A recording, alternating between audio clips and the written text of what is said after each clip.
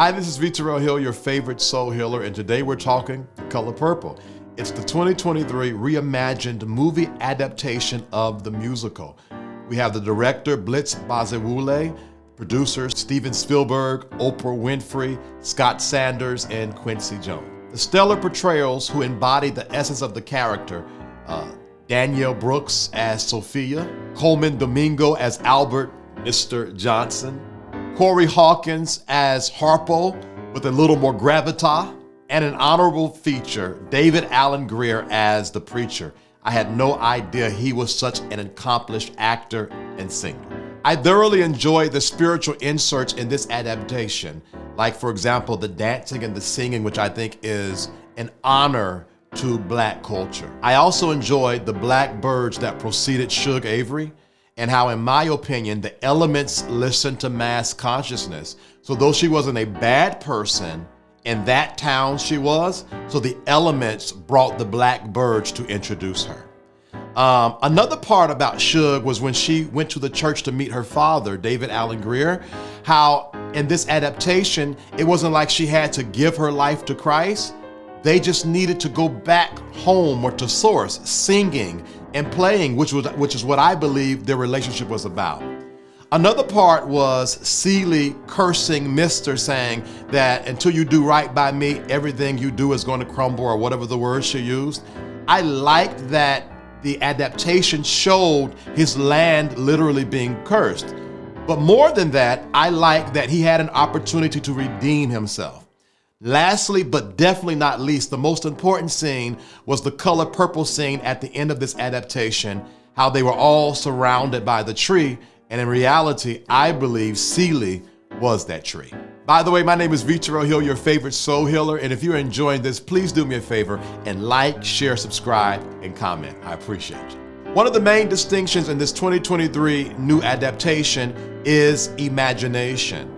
Imagination is our liberation to creation. Imagination as a soul healer, I tell people, is the key to your healing. Scenes like Celie walking on that record player as she realized she's attracted to Shug Avery, who's in the tub. Also where she's reading Nettie's letters and how she's using her imagination to understand or discover Nettie's world. Most importantly, and this is key, Celie handled her issues, her pain, by escaping through her imagination. Imagination is the most powerful tool of mankind. Now, here is a spiritual piece that I feel like many don't see watching this new adaptation. Celie used her imagination to foretell her future. Her daydreams literally manifested by the end of this movie. Also, Celie's imagination was the portal upon which her mother, her ancestor, could contact her to give her instructions on what to do with the property she rightfully owned and had just received. She daydreamed, or reminisced rather, how her mother showed her how to sew, and that gave her the instructions she needed. It is my belief that the plane upon which God also speaks to you is your imagination. As a soul healer, I want to let you know you hold the permission to use your imagination to set your life free. Also to give you instructions on how to move forward. If you're enjoying this so far, do me a favor and like, share, subscribe, and comment. To reimagine is to form a new conception of, or recreate, right? Two notable trances Celie had. Reimagined. Shall we indulge? Celie is gazing through the shop window. She finds herself trailing the preacher's wife, Corinne, and the baby away from the store into town.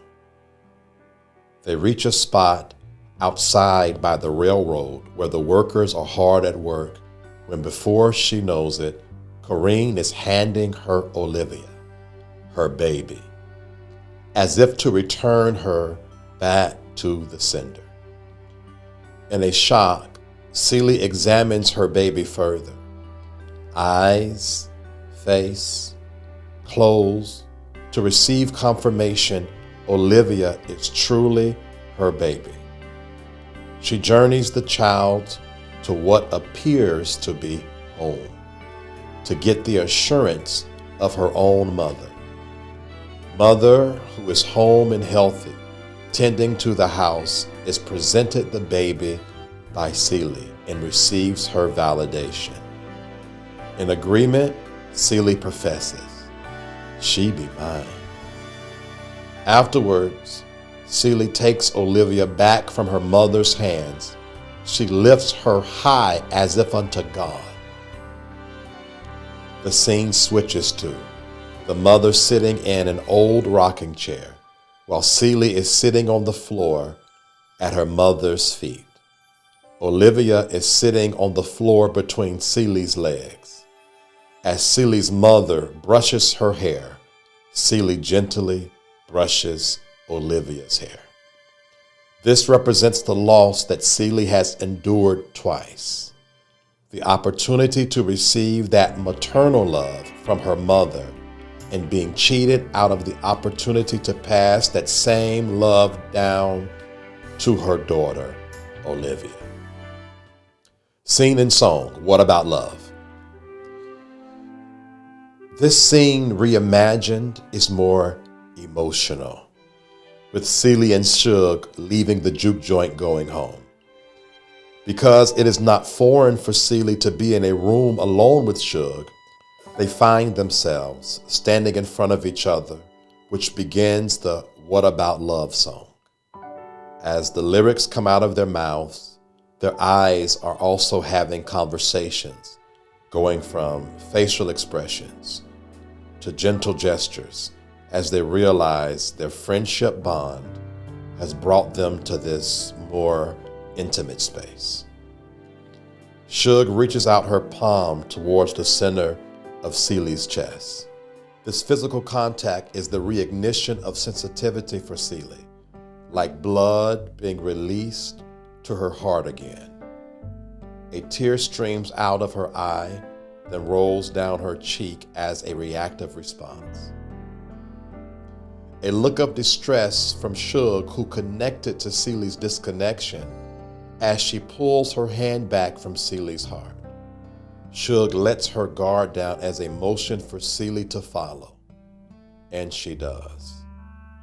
They tenderly hold each other in a moment of reassurance, sealing the scene with a pure kiss, lip to lip.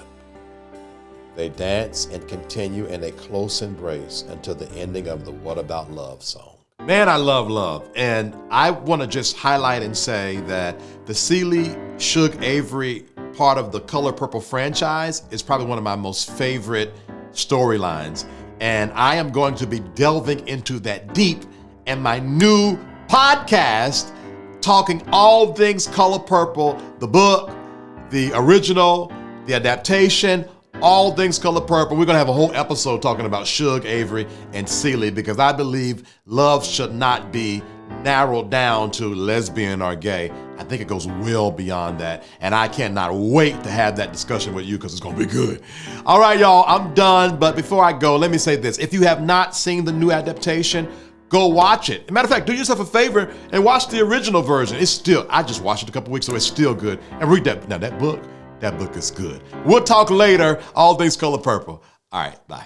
I hope you enjoyed today's show. I really want to connect with you, all right? I would love for you to join our email community. In the description box of this video is a link. You click it, put your name and email address in the information, press submit, and you are going to be a part of our email community. But guess what? You got to check your spam box, because there's a double opt-in. So you got to confirm that you truly meant to sign up. So as soon as you sign up, about 3 minutes after, check your spam box and let these people know this ain't spam. Would you like to be notified every time we go live? There's a simple way to do that. Join our free text club. All you got to do is text V Terrell Hill to this number, 833-458-3658. You just text it. Text V Terrell Hill to 833-458-3658. I am gifted to help people become their best self, and I want to offer you a free consultation. There has never been one person that has had a free consultation with me that did not leave better than when they came, all right? All of that information I just went over is in the description box connected to this video.